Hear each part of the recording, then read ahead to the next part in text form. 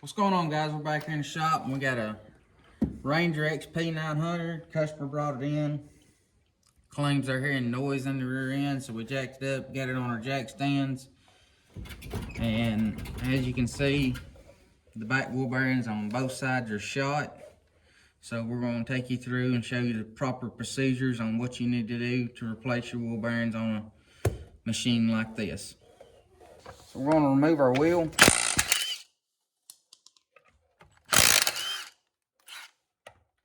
Now that we got our wheel off, we're going to remove our carter pin and take off our axle nut.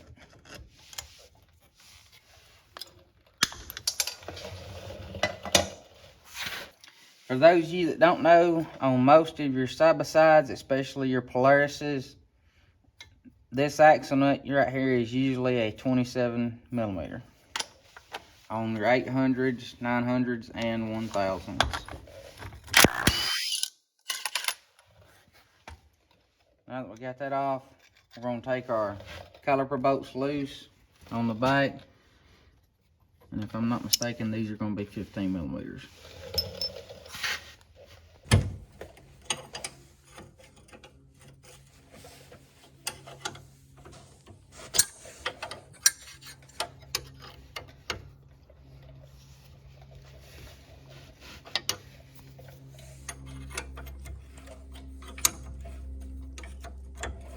Once you remove your two bolts, this will slide off. Put it up there. We done got our axle nut removed. This is supposed to slide off, but it's stuck. So now we're gonna get a little persuader. So there's a couple different things you can do in a situation like this. You can tap on the back side of this lightly with a mallet. And when I say a mallet, I mean something that's forgiving. Or you can tap on the front of your axle. Doing this with a regular hammer can mess up your axle and mess up your rotor.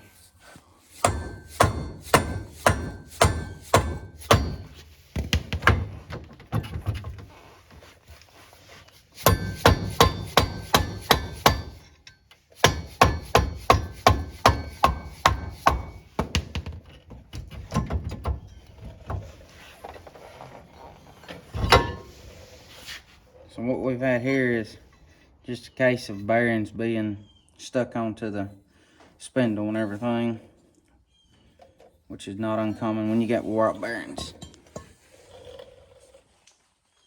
Next step we're going to want to do is take these bolts out to hold this knuckle assembly on.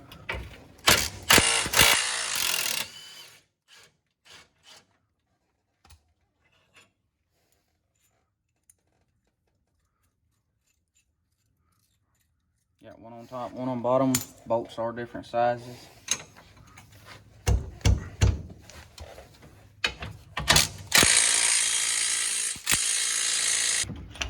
Once you get your bolts out, this just slides loose. Our next step is going to be going over and cleaning this out. You can see right here we got a snap ring in there. We're going to take our snap ring out and then take this to our press so we can press this old bearing out and get our new bearing pressed in. And right here, part of our race is stuck, so we're going to take a chisel and see if we can't bump it off. What we're doing is usually these things get stuck on there because they get a little cocked coming off, so we're just using a hammer and a cold chisel here, just trying to knock it back loose.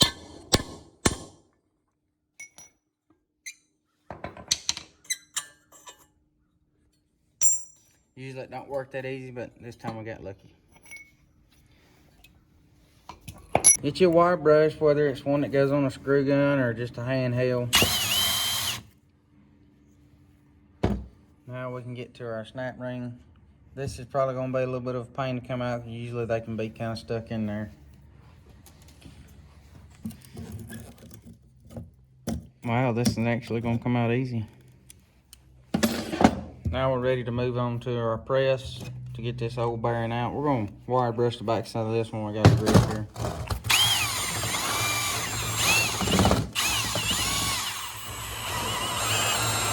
Okay, so we got our hub and everything set up in our press here.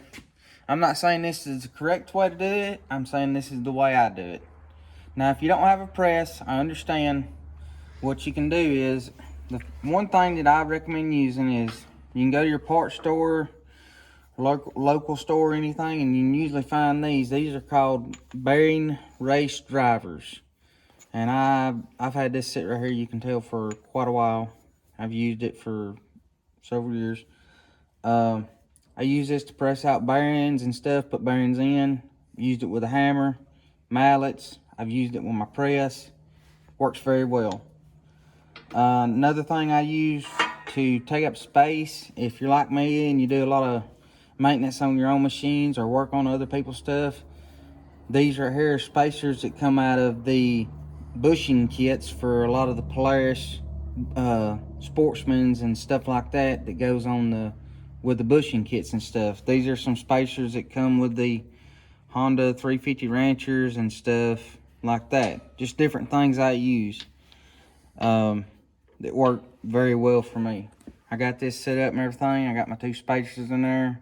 I got one of my bearing race drivers down in there, and now I'm just simply going to use it to press this bearing out.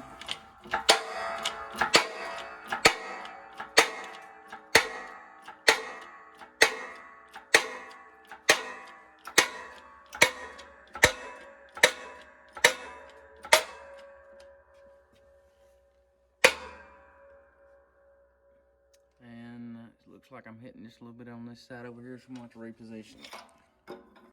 Now, everything tool-wise that you're going to need to do it like I'm doing, it's going to be in my description, besides these pieces here. Now, these pieces here, these top pieces I'm using come with another press I had. These bottom pieces come with this press. Like I said, these is just some stuff that I've had laying around my shop that I find handy for what I'm doing.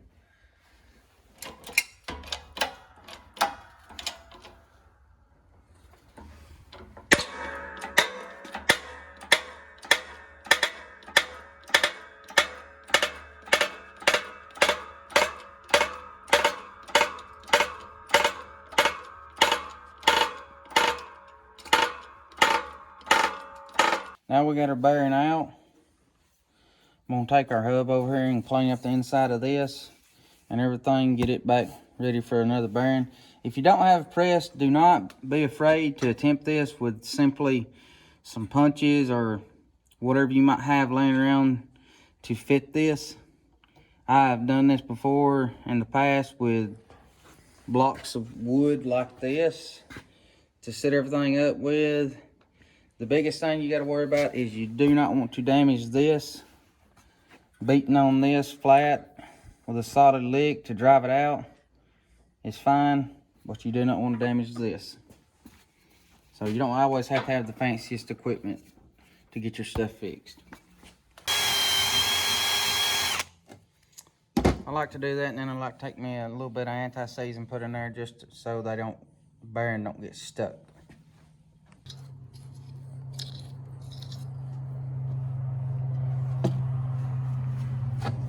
Now we got our new bearing. We're going to take this over to our press to press it in. You don't have to use a press, but since I got one, that's what I'm going to use.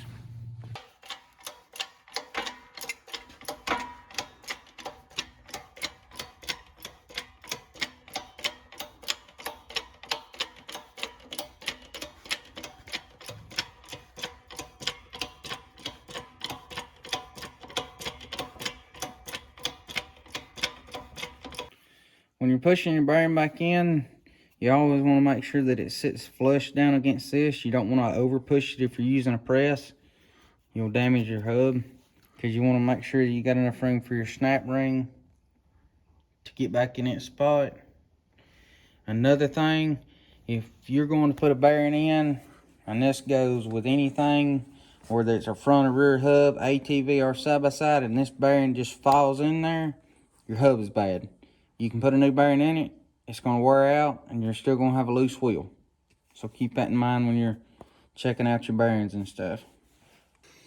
People have asked me in the past what causes the hubs to go bad, and it's simply from running it with a bad wheel bearing. Over time, it beats out the hub, and then you got to buy a new hub. So Now it's time to reinstall our snap ring. Of course, everything's lined up like it's supposed to be. Now it's time to install this back onto our machine. Now before I'm going to reinstall this hub, what I like to do, this is a customer of mine. I usually work on this machine all the time. I'm going to go clean my axle stub. I'm going to put anti-seize on this. It'll keep these races from sticking to this axle stub. I'm going to put anti-seize on my bearing in here. And for those that don't know, these bearings, yes, they do come pre-greased, but they're usually greased with cheaper grease, and there's not a lot of grease in them. So I have a bearing greaser that I use on all of my customers' stuff, including my own. There'll be a link to this in my description. You can get these for the Razor 800s, 570s, 1000s, and so on. These are a lifesaver. Got a 2018, and every time I pull my wheels and tires off, I use this, and I'm still running my stock bearings. What I like to do is kind of spin this.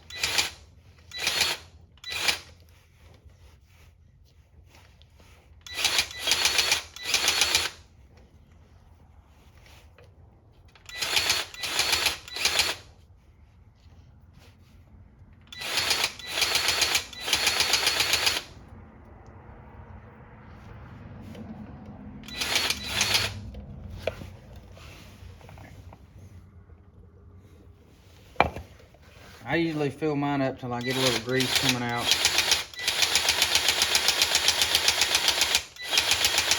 Like that right there, you can see it coming out. And just keep from making a mess. That's gonna be all I do.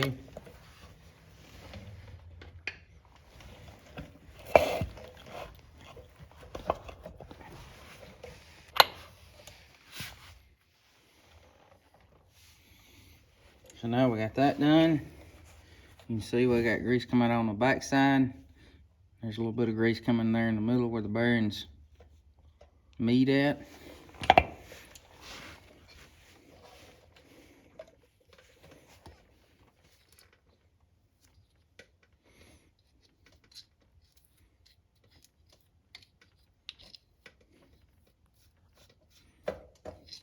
Now that we got all our anti-seize and everything on, time to slide all this back together.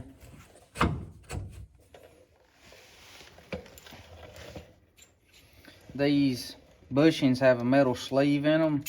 If you're in water and stuff a lot, these bolts love to rust to this metal sleeve, so to keep that from happening, put a little anti-seize on these.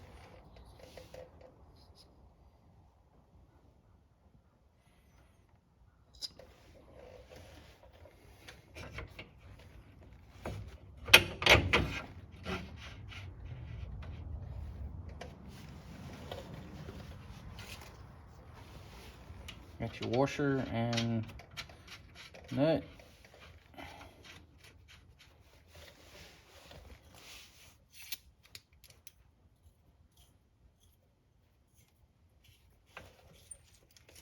Same thing on the bottom side. It's got a metal sleeve inside it.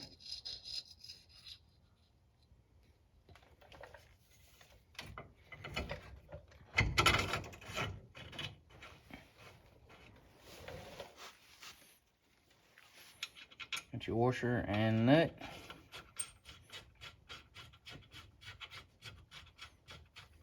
We're going to tighten both these up. Then we're going to put our hub and rotor assembly and everything back on. Then we're going to put our brake caliper back on.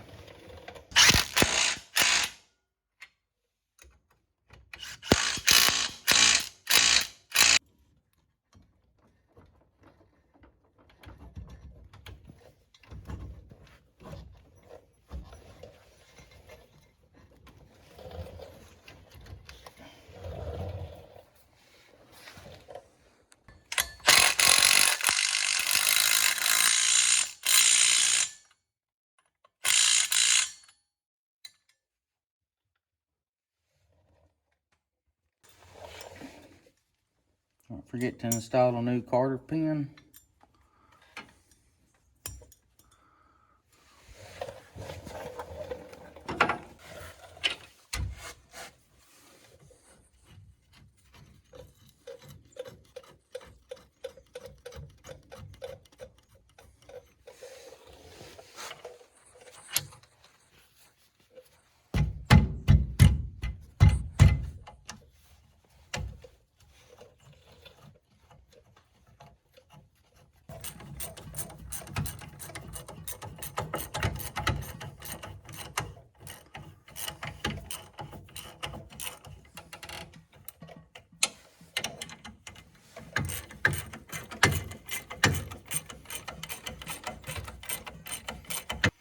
Got the little factory boot cover here.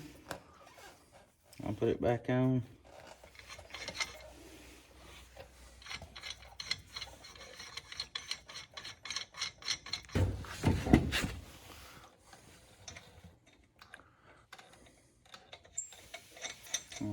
Tighten up this. And if you gotta do this to the opposite side, you're just gonna repeat the same steps to do the opposite side.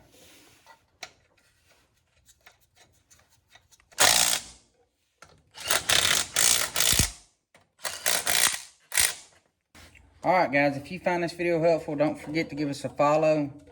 We're all the time uploading videos like this to help y'all fix y'all's machines and stuff, so you ain't gotta take them to the dealers. I've all the time got some cool tricks and stuff I like to share with you guys. Don't forget to give us a follow. It really helps out our channel. And as always, thanks for watching.